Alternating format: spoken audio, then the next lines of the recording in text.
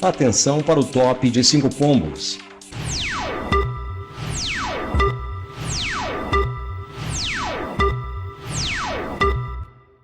Olá a todos, meu nome é Leandro Batista, sou acadêmico de Relações Internacionais.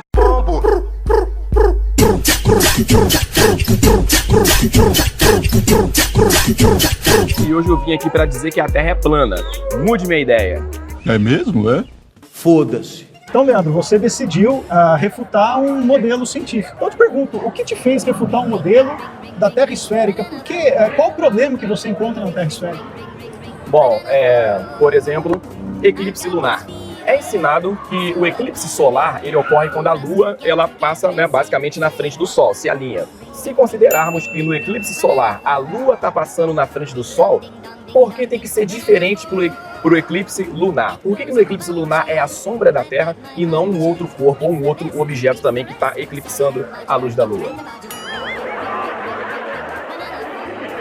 E quando essa luz bate no planeta e a Lua está do outro lado, ela vai formar uma sombra, e essa sombra, naturalmente, ela tem o formato daquilo que eclipsou essa luz, não é? Vamos colocar que a Terra tem esse formato aqui, retangular. Você consegue fazer o mesmo experimento, uma fonte de luz é projetada, e a sombra que vai ser gerada, se eu tiver um objeto aqui esférico, vou dar como exemplo uma laranja, o mesmo efeito vai acontecer, uma projeção de sombra arredondada, muito parecida com o efeito do eclipse lunar. A natureza, ela faz alguns padrões, quer ver só? Bolinha de sabão? Ah, isso é maravilhoso. Fala aí. Você acha que é possível a gente passar a tarde toda aqui fazendo bolhas de sabão e uma delas, a gente pode fazer milhões de bolhas, mas pelo menos uma delas sair num formato que não seja esférico? Com certeza. Você acha possível? É, sim. Sim, sim.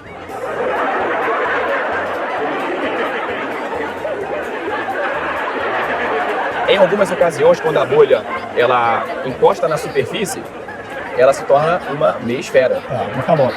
Pois é muito parecido com um dos modelos de Terra plana. Plana e circular e fechada pelo firmamento. Perfeito, mas eu tô dizendo ela vagando aqui pelo ar. Como a gente quer ver, eu tô falando das bolhas, né? Essas que voam. Ah, sim, no ar. Você sabe por que uma bolha ela tem um formato esférico? Sim. É porque a natureza ela se acomoda sempre em modelos que gastam menos energia. Colocando isso para os planetas ou para corpos celestes, qualquer corpo celeste que tiver um raio um pouco maior, que acho que uns 500 quilômetros, naturalmente por sua própria gravidade e com o passar do tempo, isso leva tempo, ele vai adotar um formato próximo à esfera. Isso é uma lei natural. Se a forma esférica é uma tendência da natureza, né? A economia de energia, a banana não é esférica, a cenoura não é esférica, o pepino não é esférico. Então tem tantas outras coisas que não são esféricas. Será que a natureza faria para elas? Todos os planetas são esféricos, por que a Terra seria plana? Bom, porque a Terra ela não é um planeta. Para a Terra ser um planeta, ela precisa ter configurações de planeta. Ela precisa ter movimento. Nós não temos cientificamente, até agora, uma prova convincente de que a Terra ela se movimenta, que ela gira em torno de si mesma, em torno do Sol na translação, e as demais movimentações do Sistema Solar e o universo afora. Pelo amor de Deus. Manda ele a puta que eu pariu! A física natural da água é buscar sempre um nivelamento. Por mais que você pegue uma quantidade de água, não importa o recipiente que você coloque, ela não vai se moldar ao recipiente, ela vai procurar um nivelamento.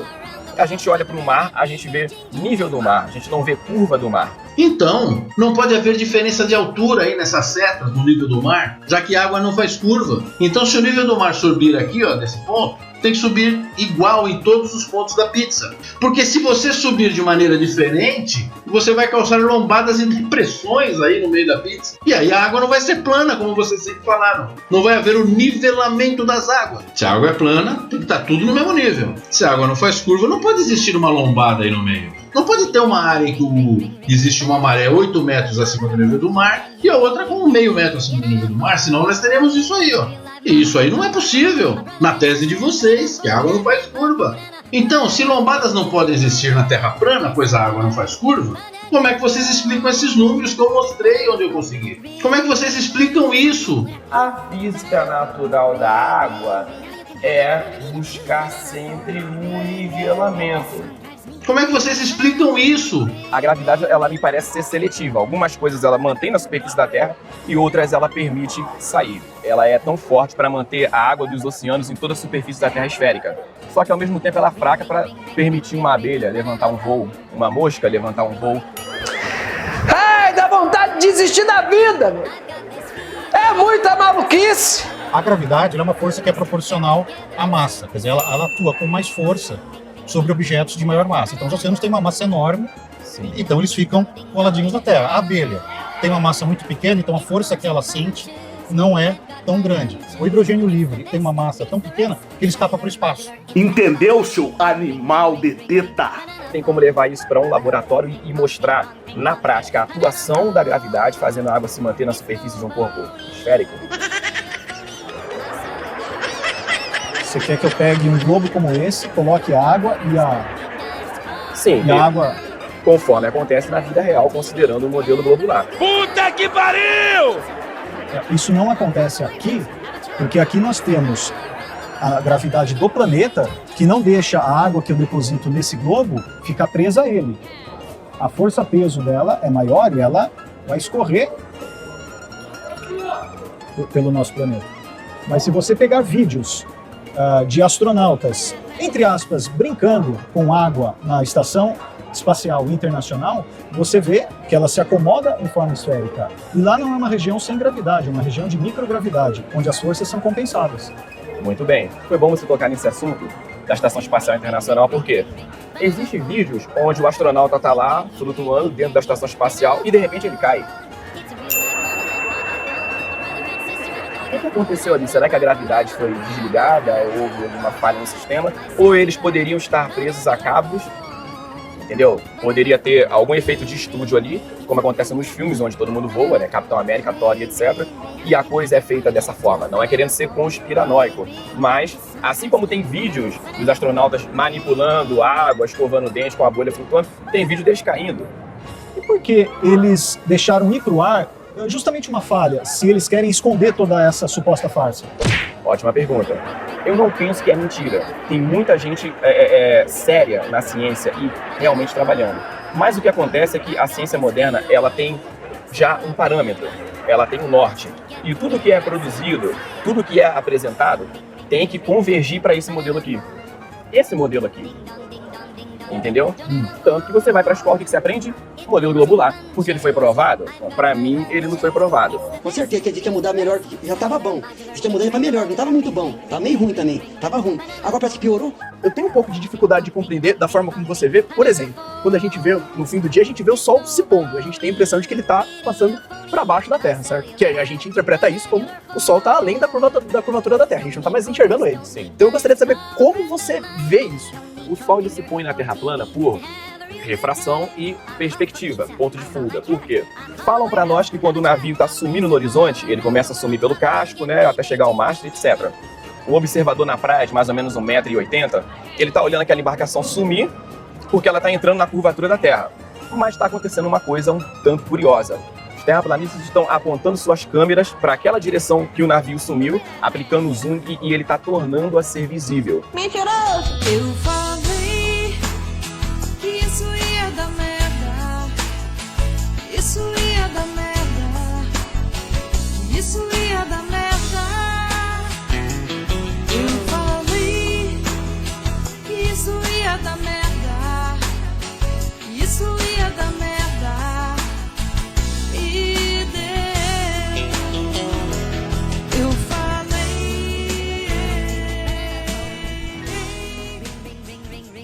O pôr do Sol na Terra plana, ele seria basicamente isso. O Sol ele vai se pondo, né, no quadrante oeste, e ele vai indo embora, perspectiva, ponto de fuga, até que ele some no horizonte. Eu acho que tem um problema no seu raciocínio, porque quando a gente vê as coisas em perspectiva, quanto mais distante elas estão, menores elas vão ficando na nossa percepção, como você falou. Mas a questão é que a nossa percepção é que os objetos diminuem e convergem ao ponto de fuga. Agora, o Sol, a gente vê ele sendo bloqueado, né? A gente vê como se fosse só parte dele. E da forma como você me explicou isso, o pôr do Sol não bate. Muitas pessoas questionam isso. Ah, mas eu vi o Sol se pôr e ele não diminuiu de tamanho, o que era esperado numa Terra plana. Mas sim, ele diminui sim de tamanho, só que depende de alguns fatores. É aí que a gente entra em um fenômeno que é chamado efeito lupa da atmosfera. Por exemplo, o pôr do Sol no mar. Né, você vê aquela bola enorme e gigantesca. No deserto, por exemplo, a umidade relativa do ar baixa, você percebe o Sol diminuir drasticamente de tamanho e convergir até ele se pôr. Então, mas isso ainda não explica a sua impressão do Sol tá bloqueado, né? Se fodeu. E também, uma outra coisa que eu gostaria de perguntar pra você, na mesma linha, quando a gente tá numa noite clara, a gente sempre tá vendo as estrelas, certo? Então, se a gente não vê o Sol, porque ele tá muito distante, mas a gente vê as estrelas, isso quer dizer que as estrelas estão mais perto da gente que o Sol? Toma no cu de novo! Então, depende. Esse objeto que você vai ver, certamente ele vai estar mais próximo de você para você ver ele. O caminho do Sol, ele não é o mesmo caminho das estrelas. O Sol, então, ele tá numa altura e as estrelas estão numa altura intermediária, porque tem momentos em que eles estão mais perto. Até porque você pega um telescópio e começa a ver estrelas que você não conseguia enxergar antes. Então, tem coisas que estão mais distantes ou menos distantes. Inclusive, isso é um outro ponto. Se você usa um telescópio apontando ele para qualquer outra direção, à noite, você começa a ver estrelas que você não via. Quanto mais poderoso for o seu telescópio, mais objetos que você não via antes, você começa a ver de novo. Mas ainda assim, por mais que o Sol esteja mais perto, eu não sei se você sabe de algum registro de alguém que tinha um telescópio tão bom que viu o Sol lá do outro lado.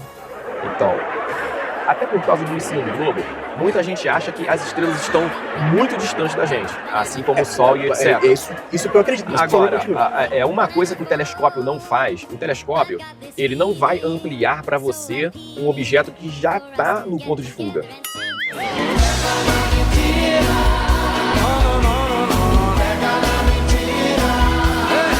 Falam para nós que quando o navio está sumindo no horizonte, ele começa a sumir pelo casco, né, até chegar ao mastro, etc. O observador na praia, de mais ou menos 1,80 m, ele está olhando aquela embarcação sumir porque ela está entrando na curvatura da Terra. Mas está acontecendo uma coisa um tanto curiosa. Os terraplanistas estão apontando suas câmeras para aquela direção que o navio sumiu, aplicando zoom e ele está tornando a ser visível. É uma coisa que o telescópio não faz. O telescópio, ele não vai ampliar para você um objeto que já está no ponto de fuga. O observador na praia, de mais ou menos 1,80 m, ele está olhando aquela embarcação sumir porque ela está entrando na curvatura da Terra. Mas está acontecendo uma coisa um tanto curiosa. Os terraplanistas estão apontando suas câmeras para aquela direção que o navio sumiu, aplicando zoom e ele está tornando a ser visível. O telescópio, ele não vai ampliar para você um objeto que já está no ponto de fuga.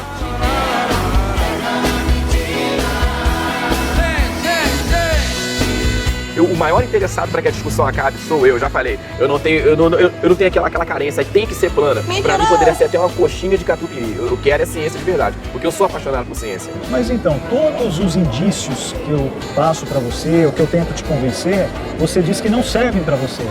Então, o que na verdade é fé? Porque um cientista, ele pode ou não ter fé em qualquer coisa, mas quando ele analisa a natureza, se ele for um cientista honesto, ele está analisando a natureza de forma imparcial, ele está olhando dados e ele está trabalhando com dados.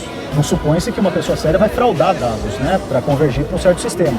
Contando que isso daqui são modelos que já têm milênios, poucos cientistas hoje estão preocupados, de fato, em provar que a Terra é esférica. Isso não é um problema da ciência.